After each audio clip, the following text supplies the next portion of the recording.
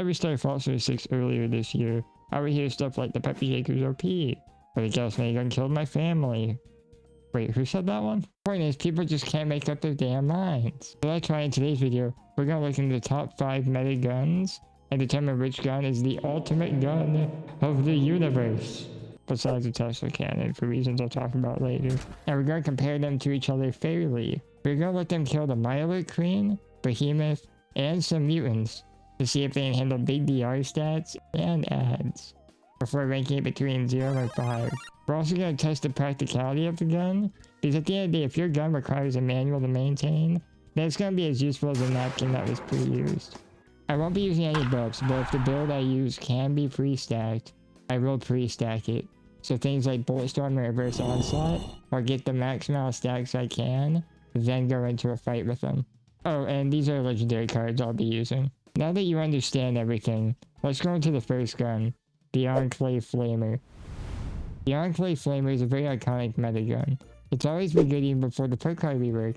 Hell, I even used the normal Plasma Flamer back in 2023 for my best build video.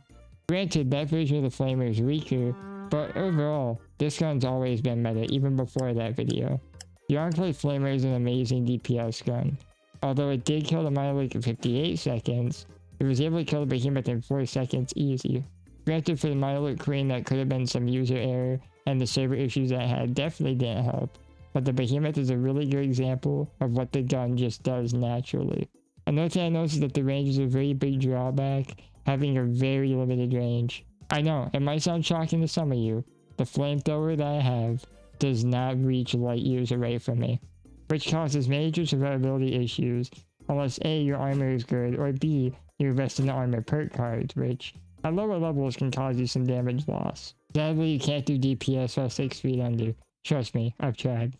Overall, I would say this is a 4 out of 5 in DPS. It's great in DPS, and you need to be really careful about its range. Ads are very easy with this gun, even super mutants. It kills everything in like 2 taps.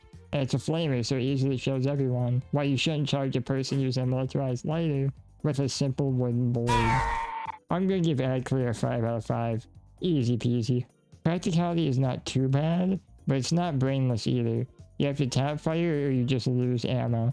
And sometimes you even get deemed worthy enough by God Howard, and you get too little ammo to make up for what you used. Still, it's pretty good. I'm gonna give it a 4 out of 5. Overall, the Enclave Flamer gets a 13 out of 15. Incredible gun, but nothing that is good can be perfect, or whatever the hell philosophers say. Next up on the list, the Holy Fire. Hey, it's thematic. The Holy Fire is a commonly used meta gun. Even when it was released 3 years ago in the Once in a Blue Moon chapter, it always offered good healing and DPS. Although it was very odd during testing.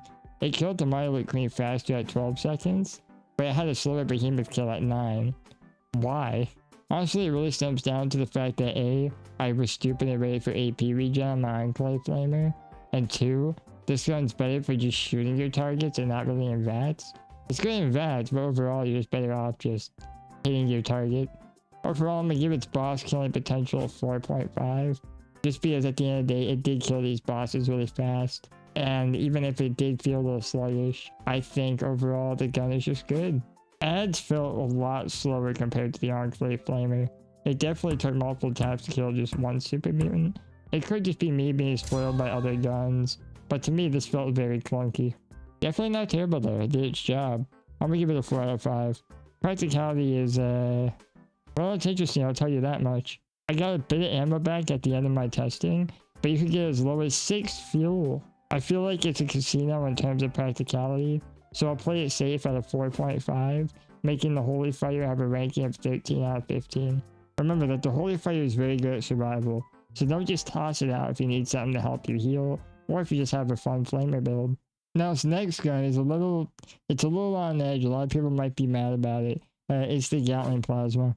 Now look, I know this gun is not usually considered meta. It's like a high A tier, but overall I still think it fits in with the rest.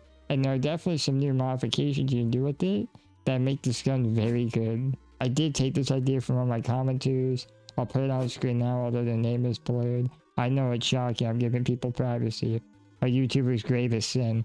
It's incredibly fun even with its low kill times, at 61 seconds for the Myelite Queen and 54 for the Behemoth. Granted, I did shoot a little early with the Milo cream, which sounds about right. Overall, it's just not a high DPS without a high intelligence, and I'm gonna have to give it a 2 out of 5. On the bright side, ads just don't exist with this gun. I barely had to shoot any mobs whenever I found them because of my setup, and the accuracy of the Gatling plasma is just really good in general. 5 out of 5. Practicality is bad.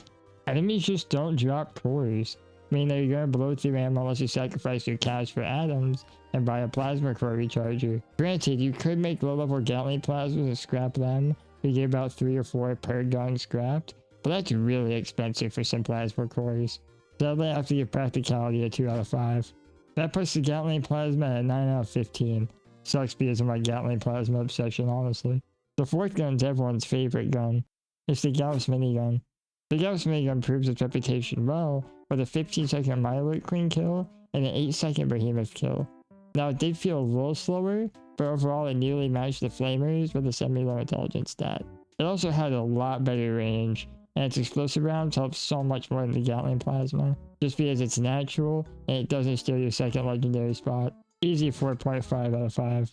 Edge just disappear with this gun. It's similar to the Gatling plasma, so instead of wasting your time, it's just an easy 5 out of 5.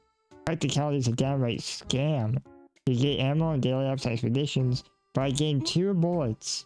That's not enough for me, and for that reason, I'm out of ammo. 3 out of 5. The Gauss minigun gets a respectable 12.5 out of 15. It's very strong, but its practicality puts it lower than others. But definitely my favorite gun here, personally. An honorable mention would be the Tesla cannon. I would have had it instead of the Gatling plasma, but I just don't have it because it takes 7 years to get it.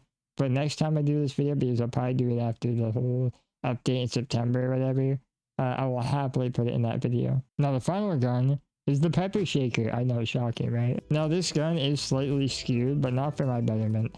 Now my Pepper Shaker has conductors, so for the fairness of this video, I just didn't use VATS, because at the end of the day, conductors is just really good on this gun. Sadly, this means a long 64 seconds just to kill the Milo Queen, and 7 seconds for the Behemoth. Okay, what the fuck? This gun kills faster, but I just couldn't get a normal 3-star. So let's put it at 4 out of 5, just because I know I've done kills faster with this gun. Ads are still easy, still the same reason as the last 2. Explosive is overpowered, 5 out of 5. Practicality is good, usually I get an ammo return, even just naturally. Honestly, this is the best run here, and I never once have to think about ammo. 5 out of 5. And that puts the Pepper Shaker at 14 out of 15.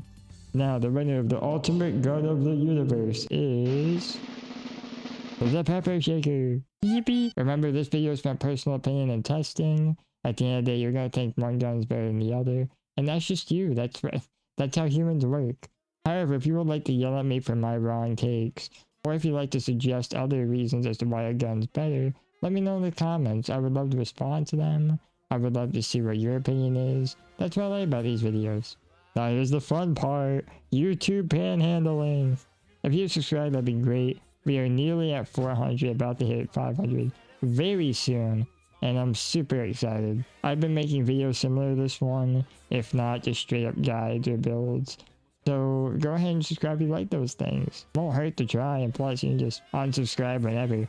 On a serious note, I'm just happy you watched this far, and if you don't end up subscribing, that's okay. I don't need it that much. I'm just happy that you thought this video was entertaining enough to stay this far. With all that said and done, I hope you have a good day.